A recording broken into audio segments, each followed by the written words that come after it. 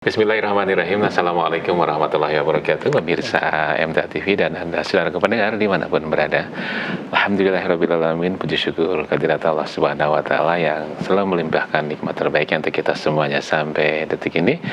Kita gulirkan gelaran spesialis menemani hari-hari siang Anda dengan bincang kesehatan kita hingga pukul 14 nanti. Di spesialis kita hari ini sudah hadir ataupun kerjasama kita dengan Rumah Sakit UNS Surakarta. Sudah hadir Dr. Kowana Sukma Gautama, spesialis penyakit dalam, Magister Kesehatan Finasium Fiskua. Assalamualaikum warahmatullahi wabarakatuh, dokter. Waalaikumsalam warahmatullahi wabarakatuh. Kabar bagaimana? Alhamdulillah Pak Ali. Sehat walafiat ya? Alhamdulillah sehat. Kita harapkan pula Anda di rumah, pemirsa dan pendengar dalam keadaan sehat walafiat. Siapkan diri kita. Hari ini kita akan bahas tuntas terkait hepatitis. Kupas tuntas hepatitis. Dan seperti biasa nanti kita juga akan beri kesempatan Anda untuk bergabung di line telepon saluran interaktif kami di 02716793000 ataupun WA call maupun WA teks di 08112553000. Namun sebelumnya kita simak terlebih dahulu seperti apa itu hepatitis. Dokter silakan. Baik, bismillahirrahmanirrahim. Assalamualaikum warahmatullahi wabarakatuh. Terima kasih Pak Ali atas kesempatannya. Saya Kowana Sukma Gautama, dokter spesialis di Rumah Sakit UNS. Jadi alhamdulillah kami setiap pekan dapat kesempatan untuk pengabdian masyarakat di MTA TV, dan ini merupakan ajang yang positif buat kami juga untuk bisa sharing terkait tentang kesehatan. Khususnya besok tanggal 28 Juli itu ada Hari Peringatan Hepatitis Dunia, World Hepatitis Day, yang setiap tahun diperingati oleh dunia dengan tema Let's Break It Down. Jadi bagaimana hepatitis B ini bisa kita turunkan angka kejadiannya. Jadi apa sih sebenarnya hepatitis ya? Hepatitis ya, ini tidak spesifik di hepatitis B, tapi secara umum hepatitis. Jadi hepatitis itu suatu kondisi liver, peradangan di dalam organ liver kita, Pak Ali. Jadi peradangan ini bisa disebabkan oleh berbagai macam hal. Kalau secara garis besar mungkin kita bagi menjadi dua, virus, non-virus, yang disebabkan oleh virus dan yang disebabkan oleh non-virus. Apa saja yang virus-virus apa saja yang bisa menyebabkan peradangan di dalam liver kita? Mungkin yang sering kita dengar ya virus hepatitis B ya, yang sering ya. Tapi sebenarnya hepatitis itu ada terbagi, ada virus hepatitis A, virus hepatitis B, kemudian virus hepatitis C, D, dan E. Ini virus-virus ini ada di sekitar kita, dan bisa menjadi ancaman buat kesehatan kita, karena kalau peradangan di dalam liver kita, di dalam hepar bahasa medisnya, kalau bahasa awam mungkin liver, itu tidak kita cegah, kemudian tidak kita kendalikan, kalau sudah kena itu akan berujung pada sesuatu yang fatal, bisa gagal liver atau bahkan ke arah kanker. Itu yang makanya WHO, Lembaga Kesehatan Dunia, itu benar-benar concern terhadap hari hepatitis ini, karena semakin hari semakin meningkat. Ini yang cakupan deteksinya juga belum optimal. Tadi yang sebab pertama virus, dan sebab yang kedua non-virus. Non-virus itu bisa karena perlemakan hati, fatty liver ya. Fatty liver ini silent ya, kelihatannya saya tidak sakit, saya tidak bergejala, tapi saat dilakukan deteksi dini dengan USG, ultrasonografi, ternyata ada break, yaitu parenkim liver kita itu memutih. Ya, ini salah satu tanda fatty liver. Itu salah satu penyebab peradangan yang sebenarnya kasusnya banyak, tapi jarang terdeteksi. Bahkan kadang-kadang misdiagnosa, dikiranya lambung, kan pasien sering, dok kayak saya kena lambung. Ternyata setelah kita melakukan anamnesis ulang, pemeriksaan fisik, dan dilakukan penunjang salah satunya yang sederhana dengan USG, itu bukan lambung, ini fatty liver. Fatty liver. Ya tadi yang non virus tadi bisa karena fatty liver, bisa karena obat-obatan yang mengganggu ke liver, kita minum konsumsi obat berlebihan, minum konsumsi vitamin yang wono saking takutnya biar sehat terus vitamin banyak akhirnya ya livernya nggak kuat. Apapun kalau berlebihan kayaknya nggak baik ya. Ya, tapi ada juga yang sangat ketakutan banyak juga minum vitamin dan pagi ini minum vitamin ini, siang ini, sore ini akhirnya berlebihan. Kemudian makanan-makanan tertentu yang berimbas pada liver itu juga bisa menyebabkan peradangan di dalam liver. Jadi itu secara sekilas untuk pendahuluannya seperti itu, Pak Ali. Liver ini hati itu ya? Ya, liver itu. Sebetulnya fungsi hati ini apa, Dok? Ya, ini menjadi organ yang salah satu organ vital dalam tubuh kita. Jadi yang pertama dia detoksifikasi. Jadi dia mengurangi racun yang masuk dalam tubuh kita. Mau nggak mau ya produk apa yang kita makan tidak semuanya steril. Apa yang kita minum disaring dia tuh ini. Nah, nanti akan detoksifikasi dari situ, dan sisa metabolisme makanan, minuman itu juga yang perlu dibuang didetoksifikasi di situ. Kemudian juga fungsi liver itu juga sebagai pembentuk energi, ATP. Jadi kalau ada gangguan liver biasanya pasien-pasien itu cenderung lemes karena pusat pembentukan energi gluconeogenesisnya di dalam liver. Kemudian bisa sebagai produksi faktor pembekuan darah. Ya, salah satunya trombosit. Kalau ada gangguan liver, itu trombositnya biasanya rendah dan resiko bleeding perdarahan itu sering terjadi pada orang yang sudah terkena liver. Kemudian detoksifikasi itu ya salah satu yang utama itu untuk fungsi. Gejala ataupun tanda-tanda orang terkena sakit ini apa nih, Pak? Ya itu yang repotnya secara umum kalau dia itu ringan awal itu nggak bergejala. Nah, sering pasien sudah merasa saya tidak ada masalah karena masyarakat Indonesia untuk aspek preventif promotifnya itu masih kurang. Sakit baru berobat. Nah, nah, ini paradigma ini harus kita ubah pelan-pelan di masyarakat Indonesia agar jangan nunggu sakit. Saya sering edukasi ke pasien itu jangan nunggu mobil mogok. Kalau udah mobil mogok berarti ada organ dari bagian mesin itu yang sudah trouble-nya sudah parah. Nah, harusnya aspek promotif preventif ini sudah jalan. Nah, ini repotnya kalau stadium awal memang tidak bergejala. Tidak kelihatan ya. Biasanya kalau tidak kita lakukan pemeriksaan penunjang. Baru kalau sudah berat ya tadi tanda-tanda gampang capek, kurang fresh, kurang energi yang karena virus, karena pelemakan hati tadi, karena pusat energi salah satu bentuk energi di dalam liver. Kemudian yang parah sudah gagal liver, sudah sirosis, bahkan sudah cancer itu ya yang jelas terlihat kuning, mata kuning, perut besar, asites, itu udah parah, sudah end stage, yang stadium akhir yang kita sebagai dokter pun juga ya sudah ini bertahan, target terapinya bertahan biar tidak tambah parah gitu aja. Tapi tidak bisa kembali ke normal. Kalau kita istiqomah medical check up gitu, gejala awalnya terdeteksi? Belum tentu. Jadi kalau kita hanya mengecek fungsi liver, SGOT, SGPT, kadang-kadang masih compensated. Jadi tubuh kita berusaha menjaga tetap normal meskipun ada intervensi bakteri virus di dalam situ. Gitu.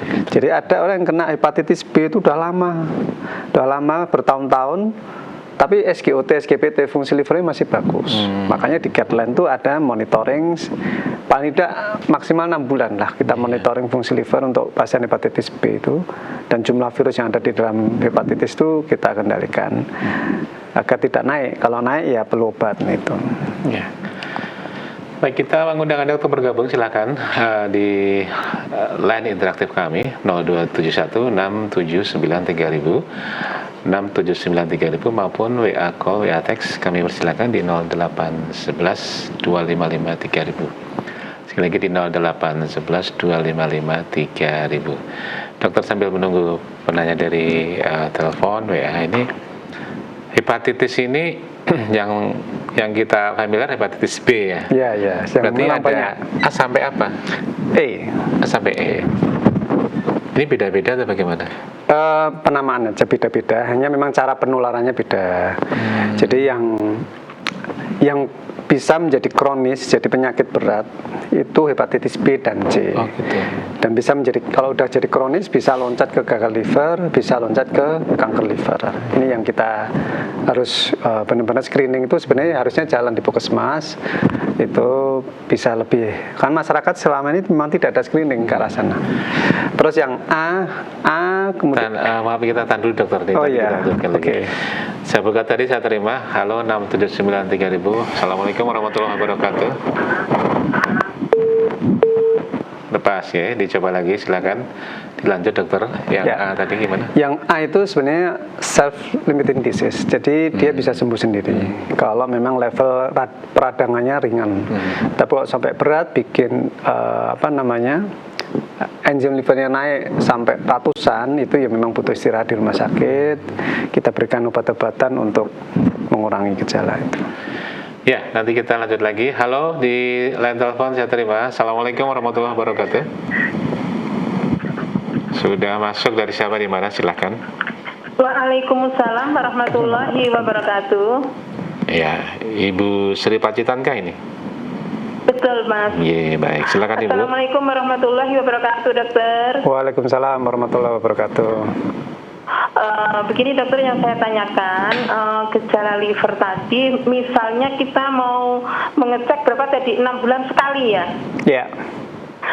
Itu awalnya itu harus mengeceknya di mana dan bagaimana, itu tanda-tandanya untuk mengeceknya itu apa langsung spesialis, apa dari awal dari puskesmas atau gimana, dokter? Mohon penjelasannya, atas penjelasannya. Terima kasih. Assalamualaikum warahmatullahi wabarakatuh. Waalaikumsalam warahmatullahi wabarakatuh. Silakan dokter. Langsung ya. Iya. Jadi memang di kemarin baru ada kongres nasional untuk kami yang di divisi ini ya, Hepar dan ini. Jadi memang sedang diusulkan ke Kementerian Kesehatan agar skema screening ini bisa masuk ke CKG. Cek kesehatan gratis yang selama ini sudah jalan, tapi hepatitis B itu tidak masuk screening. Padahal itu semua problem penyakit infeksi itu prinsipnya diputus rantai. Selama ini kan tidak ada. Kayak kemarin, mohon maaf, COVID itu selesai karena diputus rantainya. Jadi ada tracing, testing, treatment. Selesai dalam 2 tahun, 3 tahun selesai COVID. Nah, hepatitis B ini tidak ada tes, tracing tidak ada. Yang program ini pemerintah, testing apalagi belum masuk. Mudah-mudahan nanti ini didengarkan oleh Pak Menkes ya, bisa menjadi masukan. Prinsipnya penyakit infeksi ya cut cara penularan, tracing, testing, treatment. Nah, selama ini kita berjalan ketemu hepatitis B, kita mau ngaturi keluarganya, nanti pemeriksaannya cukup mahal. Ini yang agak repot. Kita nggak, problem dokter di Indonesia itu kadang-kadang takut menawarkan sesuatu yang baik, tapi itu mahal itu. Nah, itu kita dianggap dicap dokter mahal. Nah, repotnya itu. Padahal itu maksud kami biar kalau keluarga misalnya suami itu hepatitis B, kalau bisa istrinya tidak terkena. Nah, nanti bagaimana langkahnya ke arah sana. Jadi ibu yang bisa dilakukan untuk screening, cek paling tidak yang tadi 2 hepatitis yang bisa menjadi kronis itu hepatitis B dan C. Jadi ceknya nanti HBsAg dan anti HCV. 2 itu yang kita cek dulu. Memastikan kondisi tubuh kita itu terpapar itu atau tidak. Nah, kalau misalnya nanti hepatitis B-nya positif, baru kita melakukan screening lebih dalam. Screening itu menentukan status apakah hepatitis B ini dalam tanda kutip silent, cuma ada tapi tidak bikin kerusakan di dalam organ kita, dengan cek viral load, kemudian cek fungsi liver. Ya, itu nanti lebih dalam di situ. Pada untuk screening cek HBsAg dan anti HCV. Nah, nanti kalau misalnya HBsAg-nya negatif, untuk preventifnya kita langkah dengan vaksinasi seperti itu. Begitu ya Ibu Sri di Pacitan. Tadi cek HBsAg dan anti HCV. Ya. HCV. Itu untuk B dan untuk hepatitis C.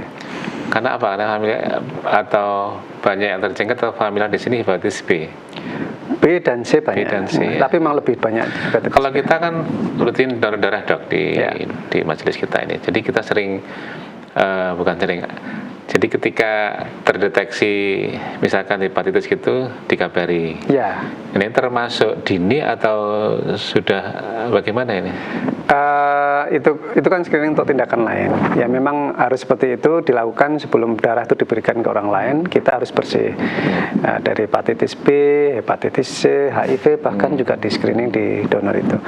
Itu ya sebenarnya udah bagus ya seperti itu. Kalau misalnya udah rutin dari situ sudah cukup baik. Hanya yang secara massal, RT ini cek itu kan enggak ada kita di layanan kesehatan kita belum. Kalaupun yang cek secara mandiri pun orang loro kok cek nanti tidak mungkin ya bahkan nakes pun kadang-kadang tidak aware ya, tidak aware. Ya ini yang mungkin PR kita, yang nanti yang duduk di level kebijakan layanan primer ini ya memang sebaiknya masuk di CKG, cek kesehatan gratis, agar terdeteksi dengan 200 sekian juta populasi Indonesia itu berapa sih yang kena. Karena data WHO 300 juta itu pasien itu ada dengan hepatitis ini. Ya, kita beri kesempatan Anda untuk bergabung bersama kami, yaitu di 02716793000 maupun WA call dan WA text di 08112553.000. Utamanya kita di tema kita terkait hepatitis ya, hepatitis. Melebar dikit boleh apa tidak, Dok? Boleh, monggo. Jadi biasanya ada yang tanya di luar tema juga soalnya. Boleh ya, diizinkan. Jadi fokus kita di hepatitis, monggo. Nanti bisa ditanyakan semaksimalnya. Siapkan pertanyaan Anda dan tentu kita akan kembali setelah pesan-pesan yang berikut ini. Baik, Anda masih bersama kami dalam program spesialis MTA TV. Pemirsa dan pendengar persada, Anda juga kami persilakan sekarang di line telepon 02716793000. Tema kita kupas tuntas hepatitis. Silakan ditanyakan yang ingin ada kendala, gejala ataupun bingung ya hepatitis itu apa sih dan sebagainya, monggo bisa datang di sini di 02716793000 atau di nomor WA call WA text 08112553.000. Masih tentu bekerja sama kita dengan Rumah Sakit UNS Surakarta. Hadir di samping saya Dr. Joanna Sukma Gautama, spesialis penyakit dalam, Magister Kesehatan Finasim Fisikwa. Ya, sudah ada yang masuk di WA dokter ini, saya bacakan ya. Dokter, kami warga Tawangmangu 2, dulu suamiku kena hepatitis C. Sudah berobat selama 6 bulan. 6 bulan ya. Kok dijeda 2 bulan, katanya hepatitis pengobatannya tidak boleh jeda. Qadarullah suami akhirnya meninggal. Yang saya tanyakan, kok dijeda ya, Dok? Ya. Mungkin waktu itu yang pengobatan 6 bulan sudah tidak terdeteksi mungkin ya. Mungkin itu salah satu pengobatannya harus dijeda karena salah satu parameternya kan serokonversi. Jadi sudah mungkin jumlah virusnya rendah atau tidak terdeteksi. Ya memang pengobatan selanjutnya itu mengamati sambil kita evaluasi lagi. Mungkin itu yang bisa saya tangkap. Mungkin datanya sangat sederhana, jadi mungkin ada aspek pertimbangan lain apa yang dulu dokter yang meriksa melakukan jeda mungkin. Ya. Kita beri kesempatan, silakan Anda untuk bergabung bersama kami. Lantai telepon 02716793000 WA ataupun WA call WA teks di 08112553.000. Ini ada pertanyaan tapi hernia, Dok. Hernia. Boleh dibacakan ya, tidak apa-apa, nanti kalau saya bisa jawab saya akan menjawab. Saya 2 bulan lalu operasi hernia, bagaimana cara agar tidak kambuh dari Mukiranto Gunung Kidul? Oke. Ya, hernia itu suatu kondisi di mana organ dalam kita khususnya perut itu keluar dari sangkarnya. Nah, jadi karena biasanya itu karena tekanan perut terlalu kuat, sehingga ususnya itu mendorong ke sekat rongga perut. Biasanya sering angkat-angkat berat, itu yang perlu kita hindari selanjutnya. Angkat beban, mungkin angkat galon atau angkat apa, itu menyebabkan perut kita itu tekanannya tinggi. Itu yang salah satu penyebab hernia itu bisa muncul. Nah, bagaimana mencegahnya ya? Karena itu sekat setelah operasi tetap beda ya, sekat buatan Allah ya. Ya tentu ya itu sudah bagus dikasih dioperasi, sudah bagus, karena kalau hernia itu dibiarkan ada resiko usus itu bisa kecepit. Kalau udah kecepit nanti usus itu bisa mati. Kalau udah mati harus dipotong. Ya pencegahannya tadi mengurangi tekanan dalam perut, ya tidak angkat-angkat, tidak angkat-angkat berat, itu yang harus dihindari. Terus banyak makanan serat biar fesesnya itu lunak. Kalau terlalu keras nanti juga beri tekanan juga ke dalam perut, bisa beresiko terhadap hernia juga. Sedikit melebar ya. Anak-anak kan juga ada tuh hernia tuh. Bayi itu ada ya. Itu penjelasannya gimana ada kalau bayi? Kalau bayi itu kongenital, memang bawaan. Jadi ya Allah takdirkan dia kena itu karena bawaan. Jadi memang cetakannya lemah. Jadi kayak kita perusahaan atau pabrik produksi satu barang lah, ini barang-barang yang cacat loh. Nah itu ya memang karena dari sejak awal cetakannya yang nggak kuat. Kalau bayi itu, kalau anak-anak juga seperti itu. Kalau dewasa biasanya faktor tekanan dalam perutnya yang tinggi. Itu. Baik, kembali ke tema kita. Silakan Anda yang di rumah bisa bergabung bersama kami. Tema kita kupas tuntas hepatitis. Ya,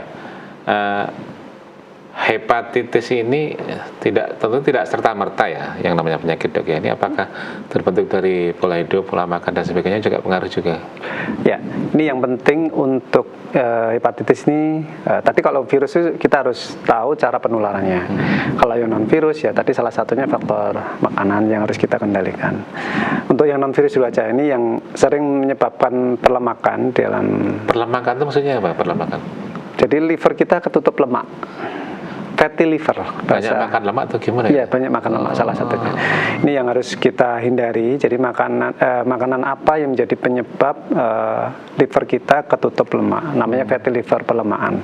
Kondisi perlemakan liver ini, fatty liver ini, itu yang menyebabkan namanya hepatitis tadi, peradangan dalam parenkim hepar, peradangan dalam liver. Makanya nanti lemak-lemak makanan yang banyak lemaknya, ya santan, susu, kue-kue itu kelihatannya simpel tapi mesti ada susunya, mesti ada menteganya. Itu lemaknya juga lumayan. Masakan yang berminyak, berlemak itu juga sebaiknya harus dihindari. Itu kalau kemudian susu ya, kopi ya, keren kopi ya. Kopi yang murni itu sebenarnya bagus, dia vasodilatasi, bikin pembuluh darah kita melebar. Tapi rusaknya karena add gula yang berlebihan, add susu yang berlebihan, creamer yang berlebihan, itu ya kopi judulnya, tapi tambahannya itu yang lebih dominan. Ini yang udah minumnya kopi, susu, kemudian cemilannya karbohidrat dengan ada kue-kue itu yang banyak ininya, kemudian makan juga kurang serat.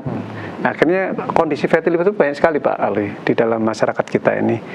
Dan ini kalau sudah kena fatty liver nggak dikendalikan, grade derajatnya itu meningkat dari grade 1 sampai grade 3 dan bisa loncat ke prediabetes, bahkan menjadi penyakit kronik seperti diabetes mellitus. Tadi yang ini yang non virus ya, ada yang virus. Nah, ini harus kita tahu bagaimana penyebabnya, penularannya. Kalau A itu karena faktor makanan, minuman yang tercemar. Ya, prinsipnya kita harus setiap makan minum harus kondisi bersih. Nah, kalau kita jajan sering nongki di luar atau sering makan di luar, ya lihat higienitas dari parungnya. Takutnya nanti mohon maaf 1 ember untuk bilas, untuk nyuci, ya itu kan kita nggak pernah tahu ya. Ya paling tidak standar resto lah. Kalau resto yang ada tempat pembersihan itu kalau di pinggir jalan kita harus hati-hati. Nah, kemudian kalau hepatitis B dan hepatitis C itu lewat penularan darah, kemudian tusuk jarum, suntik, akupunktur. ya itu juga perlu dimonitor juga catatan. Kemudian ya prinsipnya lewat darah, kemudian cairan, mohon maaf, cairan kelamin lewat berhubungan badan itu juga. Makanya kalau suami istri positif, satunya harus dijaga biar nggak terkena. Terus bila ibunya positif B, anaknya waktu lahiran harus segera dilakukan imunisasi untuk mencegah penularan. Ya, seperti itu. Kemudian yang hepatitis D dan E, ya D itu bersamaan dengan hepatitis B. Kalau dan berdiri bersamaan itu menginfeksinya bersamaan hepatitis B. Kemudian E ya lewat makanan juga. Ya, itu yang menjadi perhatian buat kita agar kita terhindar dari paparan penyebab peradangan tadi, hepatitis tadi. A sampai E tadi sama, menguning semua atau gimana? Enggak. Kalau sampai berat bisa kuning semua. Tapi A, D dan E itu bisa sembuh. Apabila B, C itu berlanjut ke kronis, ke penyakit kronis, penyakit berat, dan bahkan bisa jadi gagal liver. Ya begitu ya ibu-ibu dan bapak-bapak semuanya. Kita kurangi makanan berlemak, boleh, tapi ya porsi yang dalam takaran yang baik. Jadi makanan berlemak, susu, santan, ya memang ada baiknya kita hindari begitu ya. Kita masih beri kesempatan untuk bergabung, silakan di 02716793000 ataupun WA call dan WA text di 08112553000. Ini ada melebar sedikit dok ini. Ya. Kemarin saya bekerja ke sawah agar terhubung fosi, apa ini? Terus badan nggak enak, ternyata tensi agak tinggi, mohon sarannya dok, Pak Suhardono Seragen. Agar terhubung Fosi tulisannya ini. Fosil apa fosi ini? Fosil. Ini prinsipnya tensi ya. Jadi ini Bapak mungkin menyusua di atas 30 ya, mungkin 33. Jadi hipertensi itu juga salah satu silent killer. Pembunuh penyebab kematian yang silent, kadang-kadang tidak terdeteksi. Ini makanya harapannya yang penyakit-penyakit kronis itu dikendalikan ya. Jadi kadang-kadang kita itu merasa tidak ada masalah dalam tubuh kita. Tapi sunatullah ya, tubuh kita tuh semakin hari dengan usia itu seakan tetap kapasitasnya akan menurun. Nah, penurunan fungsi dari organ kita karena faktor usia ini kan memang takdirnya seperti itu. Nah, salah satu penyebab penurunan kapasitas fungsi dari organ kita itu termasuk organ-organ dalam pembuluh darah kita yang awal pembuluh darah itu sangat lentur, kemudian bertambahnya usia menjadi kaku, kemudian menyebabkan hipertensi, itu memang tidak bisa dihindari. Ya, apalagi ada garis keturunan dalam keluarga kita hipertensi dan berkembang ke jantung koroner atau gagal ginjal, itu harus benar-benar sangat ketat kita manajemen hipertensinya. Artinya kalau 2 kali pemeriksaan tensi di atas 125/85 dalam kondisi kita rileks, tenang, ya sebaiknya harus diobati. Diobati. Ya, sebenarnya tidak harus dengan obat ya, pertama kalinya ya, dengan diet, lifestyle, perbaikan gaya hidup, olahraga. Tapi ini dua ini di masyarakat kita itu masih belum belum jadi budaya sehat kita. Sehingga kalau kita bergantung pada 2 faktor ini, kalah cepat dengan progresivitas penyakitnya yang bisa menyebabkan komplikasi dan macam-macam itu. Makanya kadang-kadang dokter langsung udah ini dijalankan 2 faktor itu, diet sama olahraga, lifestyle sama olahraga, kemudian obat juga jalan. Ya itu. Jadi sebaiknya tetap kalau sekian di atas 125/85 sudah harus monitoring obat. Apalagi lebih dari itu ya, itu menjadi warning. Iya. Ibu siapa ini? Dokter izin bertanya, untuk mengatasi atau mencegah supaya liver sehat dengan cara bagaimana dokter? Ya, Baik, ini pertanyaan yang sangat bagus. Jadi bagaimana Ibu menjaga liver kita tetap sehat? Tadi yang penyebab, kita lihat dulu penyebab tadi ya, yang virus dan non virus. Yang virus kita bagaimana tidak terjangkit oleh virus itu.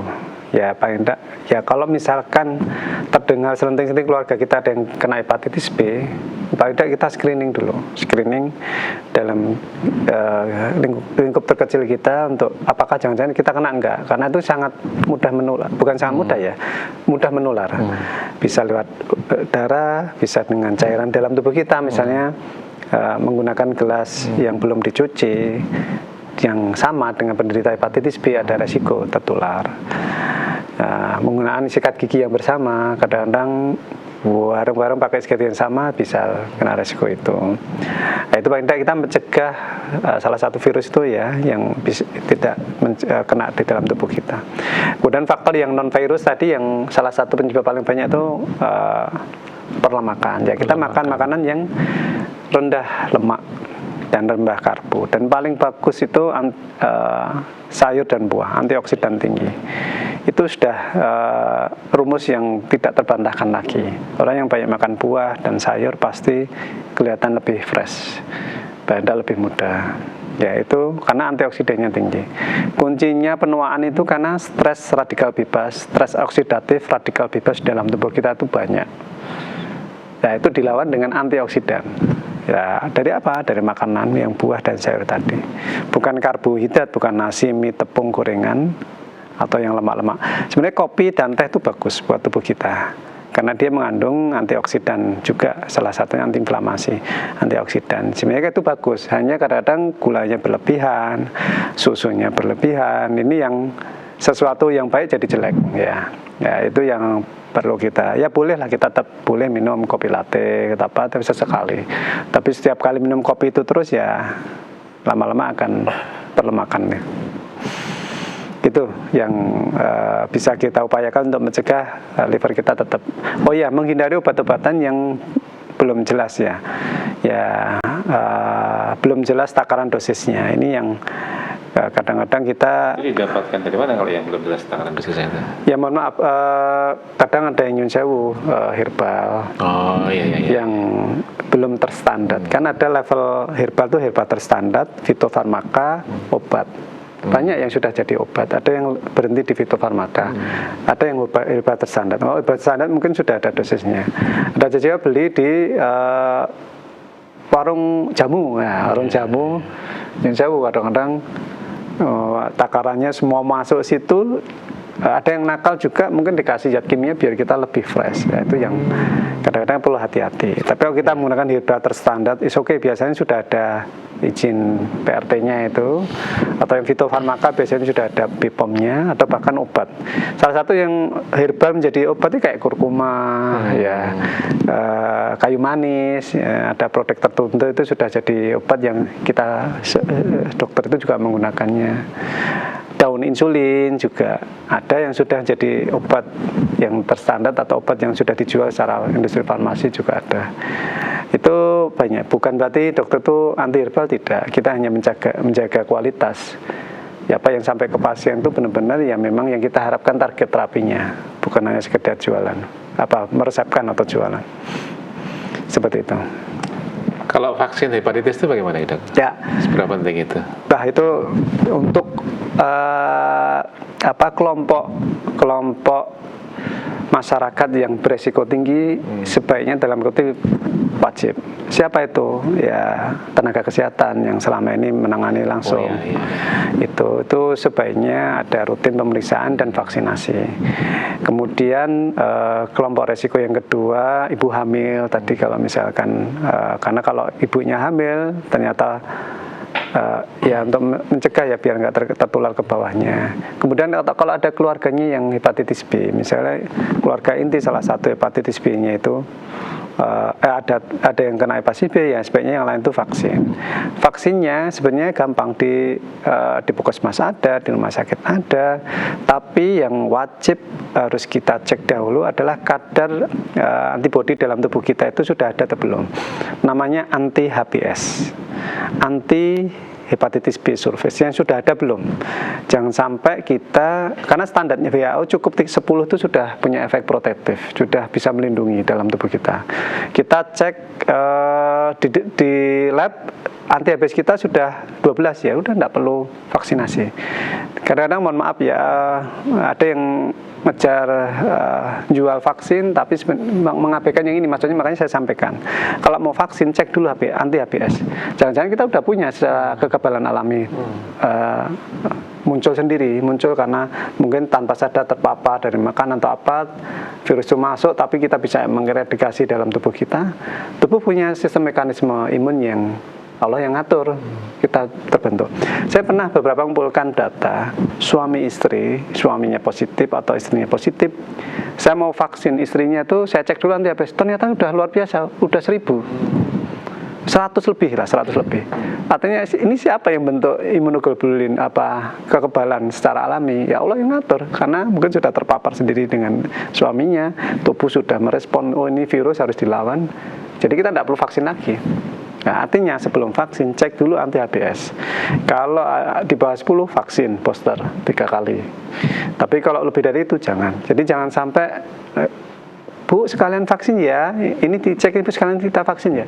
Jangan-jangan kita udah tinggi kenapa harus vaksin? Gitu ya. Ya, kita masih beri kesempatan untuk Anda pemirsa dan pendengar di line telepon kami di 02716793000 ataupun WA call dan WA text di 08112553000. Jadi hepatitis ini bisa berkembang menjadi kanker, Dok? Bisa. Kankernya di hati atau kanker hati? Kanker hati. Kalau bagaimana kondisinya? Jadi kalau memang tadi deteksinya terlambat. Jadi orang kena hepatitis B, dok saya ada yang mohon maaf ya, mengabaikan. Dok saya hepatitis B udah lama dok. Ya, waktu sejak saya SMA sudah hepatitis B, tapi sekarang tidak ada masalah. Ya oke, tidak apa-apa. Mudah-mudahan selamanya seperti itu. Tapi yang namanya perjalanan waktu, sistem imun kita turun, virus itu bisa berkembang. Makanya tadi diwajibkan di guideline itu monitoring Pak, monitoring 6 bulan. Yang biasa dengan hepatitis B tidak bikin gejala tadi, benar-benar tidak bikin kerusakan atau tidak, dengan jumlah virusnya yang rendah, tidak ada kerusakan dari organ liver. Ternyata kita cek jumlah virusnya banyak, maka otomatis akan bikin kerusakan di dalam liver. Jadi gagal liver, ya, penyakit gagal liver, kemudian bisa berkembang menjadi sirosis. Kemudian bisa berkembang jadi cancer, dari sirosis menjadi cancer. Itu makanya pentingnya kita monitoring pasien-pasien yang sudah terpapar hepatitis B agar tidak berkembang ke arah kondisi yang lebih berat. Jadi apakah kalau dalam satu keluarga sudah ada yang positif hepatitis B misalkan itu, apakah harus di screening alat makannya dan sebagainya? Ya, sebaiknya tetap terpisah. Jadi misalnya alat makannya terpisah, kemudian kalau tidur nggak masalah, ya salaman nggak masalah. Itu kan menular lewat cairan yang dikeluarkan oleh penderita dari darah maupun mulut atau lewat yang alat kelamin, itu aja yang menular. Tapi kalau kita salaman nggak masalah, kita pelukan juga nggak masalah, duduk bareng juga masalah, tidurmu misalnya suami sih tetap bareng juga masalah, kecuali saat berhubungan itu harus kita pakai pengaman. Terus alat makan sebaiknya memang terpisah, alat sikat gigi juga terpisah, handuk juga terpisah. Terpisah bukan berarti jaringnya di tempat lain, enggak, tapi memang beda alat. Itu. Kalau yang potong kerok itu? Ya itu juga sebaiknya tetap dihindari ya. Makanya kalau saya potong dia, Mas saya enggak usah dikerok, dikerok. Ya, kalau mau dikerok pakai yang baru, silet baru. Takutnya yang jauh bekas dari pasien lain. Baik, ini tanpa terasa kita sampai di penghujung dokternya. Ada banyak hal yang bisa kita pelajari bersama, catatan bersama di kesempatan hari tentang hepatitis dari A sampai D. Apa pesan dari dokter untuk pemirsa, pendengar tentunya yang menyimak siaran hari ini agar peduli terhadap kesehatan hati kita ini, dok? Ya, baik. Terima kasih untuk Pak Ali dan MTA. Hari ini kita diberi kesempatan untuk mengkampanyekan lagi tentang World Hepatitis D, jadi hari hepatitis dunia tanggal 28 Juli besok. Masyarakat masih belum banyak yang aware terkait hepatitis ini, khususnya yang berisiko terinfeksi hepatitis B, hepatitis C yang berkembang bisa menjadi kanker liver. Ini memang harus sering kita kampanyekan ya ke masyarakat agar ada proses screening dari awal untuk mencegah proses penularan lebih lanjut. Kalau sudah terdeteksi, harus segera di treatment lebih lanjut agar tidak berkembang ke yang lebih serius. Harapannya slogan yang di tahun ini let's break it down, jadi kita ayo coba turunkan hepatitis ini.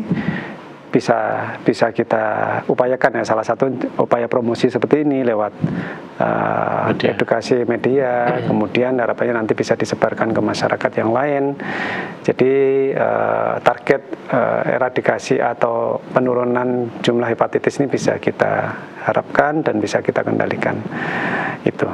Jadi beberapa terkait faktor penularan, kayak virus, kemudian faktor makanan non-virus itu juga harus perlu kita edukasi ke masyarakat agar liver kita tetap sehat. Prinsipnya banyak antioksidan, buah sayur itu adalah menjaga kesehatan tubuh kita tetap prima, lebih baik, insya Allah. Baik. Insya Allah sangat bermanfaat sekali bagi pemirsa dan pendengar yang menyimak program spesialis hari ini. Terima kasih dokter atas waktunya. Insya Allah kita berjumpa di lain kesempatan. Assalamualaikum warahmatullahi wabarakatuh. Waalaikumsalam warahmatullahi wabarakatuh. Ya, baik pemirsa, demikian gelaran spesialis hari ini menemani Anda semuanya kerjasama kita dengan Rumah Sakit UNS Surakarta. Sudah hadir Dr. Joanna Sukma Gautama, spesialis penyakit dalam, Magister Kesehatan Vinasium Viscoa. Jumpa lagi di kesempatan yang lain dengan tema-tema yang lain pula. Saya Ali Abdurrahman pamit. Assalamualaikum warahmatullahi wabarakatuh.